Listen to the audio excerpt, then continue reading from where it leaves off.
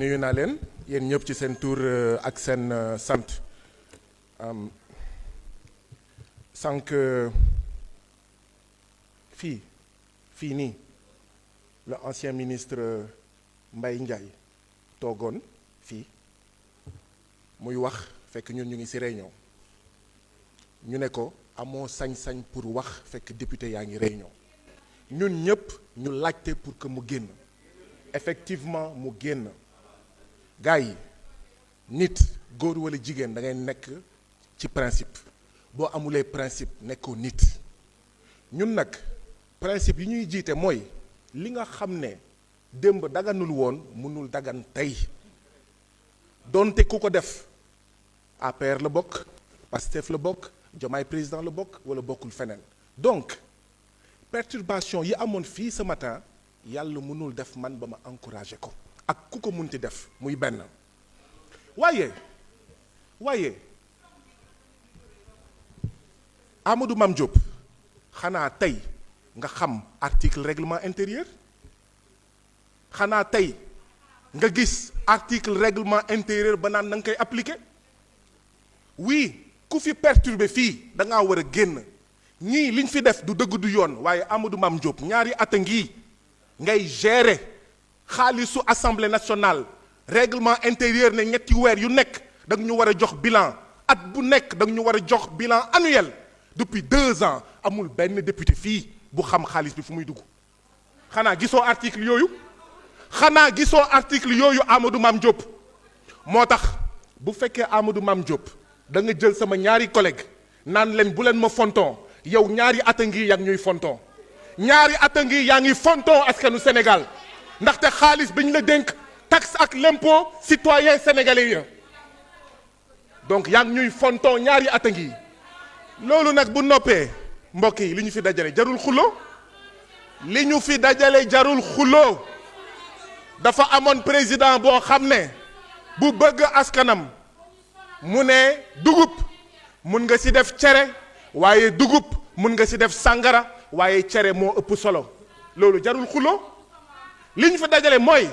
75 milliards xawma 76 milliards HCCT ak conseil économique social et environnemental 76 milliards pendant 5 ans ndax politiciens professionnels yi dañ koy séddoo seen biir ak seen clientèle wala ndax dañ koy jox askan wi loolu moo ñu dajale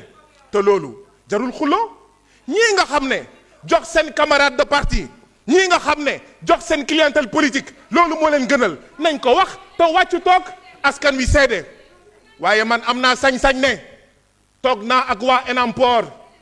yoon diggante Brin ak Bandial ñu ngi bëgg a dee rawatina ci nawet bi toog naa ak waa Niassia yoon diggante Jalan ak Kagit dafa métti amul goudron te yéen ñëpp seeni commune seeni département bëri na gox yoo xam ne ñu ngi sonn di bëgg a dee ndax ñàkkum yoon 75 milliards yooyu war na fa dugg dama ne waaw dëkk bu mel ni Guéréo dëkk bu mel ni Dionewar dëkk bu mel ni Bargny ak ñoom seen ndoxu géej baa ngi nangu seeni almer ndoxu géej baa ngi nangu seeni kër te ngir loolu ñu mun ko saafara foog ñu teg fa ay doj yu rëy foog ñu tabax fa ay digg te digg yooyu xaalis la léegi nag yéenay xool am ngeen sañ-sañ ne li leen gënal mooy 75 milliards yi ngeen séddoo ko yéen waaye ñun am nañ sañ-sañ wax ne li ñu gënal mooy ñu recruter ci ay enseignants li ñu gënal mooy ñu tabax ci ay écoles génnee suñu yenn xale yi ci yenn situation yi vous vous rendez compte le CM de Tambouy Bignona 100% OBFM toutes les classes sont des abris provisoires nous avons des enfants yoo xam ne foog ñu génne leen ci abri provisoire yooyu man nag sama xel dal na Ousmane Sonko dañ ko nommé premier ministre muy dem seetaani match football yóbbuwul moyen de l'État kooku bu ma waxee ne budget Sénégal dinañ ko yore nu mu waree naa ko wóolu wutee ki nga xam ne dafa ne man am naa 8 milliards sama patrimoine mu ngi toll ci 8 milliards waaw xam ngeen luy sàcc Macky Sall moo ko sàcc 8 milliards da ko sàcc dafa yàq Sénégal def lu raw golo lu muy def ca àll ba Macky Sall moo def fii ci Sénégal lu raw golo lu mu def donc waaw je vote pour la suppression pour que ñu dugal xaalis bi ci askan wi je vous remercie.